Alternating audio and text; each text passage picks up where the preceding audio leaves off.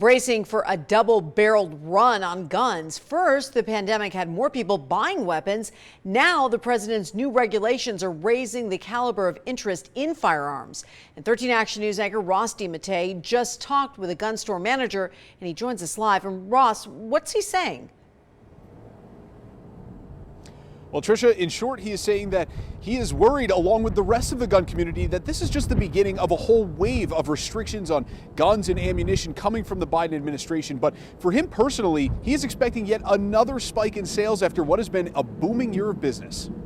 Trying to, keep stuff on the shelves, keep stuff on the walls. It's been really tough. At Ventura Munitions on Valley View and Russell, empty store shelves have been the norm for over a year now, ever since the start of the COVID-19 pandemic. When the whole COVID lockdown was looming, we did pretty much 3 times the amount of business every day for about a month and a half straight. A lot of handguns, small handguns, home defense guns, shotguns, AR-15s. I mean, pretty much across the board at this point. Manager Michael Goyak says sales have stayed brisk, spiking a second time after Joe Biden won the White House. When Biden did win, a lot of people that would have bought, more before did come in, and so we had another second spike after the election.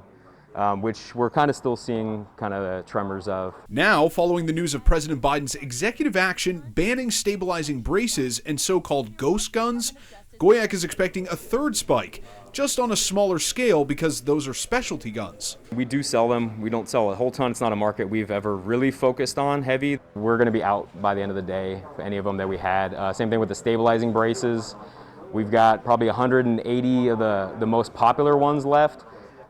I will probably not be able to buy any more because all the distributors are just completely wiped out at this point. But bigger picture, he says gun stores and enthusiasts are watching Washington, D.C. closely. Everybody in this store right now, I mean, they're just, this is a shooting sport and it's used for defense. I mean, that's what they're here for.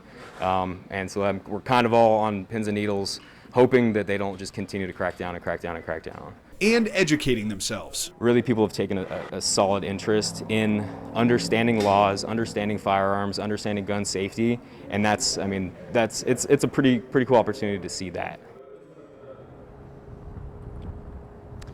Now, I did reach out to Battleborn Progress. That's a Nevada nonprofit that applauded President Biden's executive action today for comment, and they did send me a statement that reads in part, quote, "Gun violence is an epidemic in our country, and there is no better example of that than the significant increase in gun and ammo sales during the COVID-19 pandemic.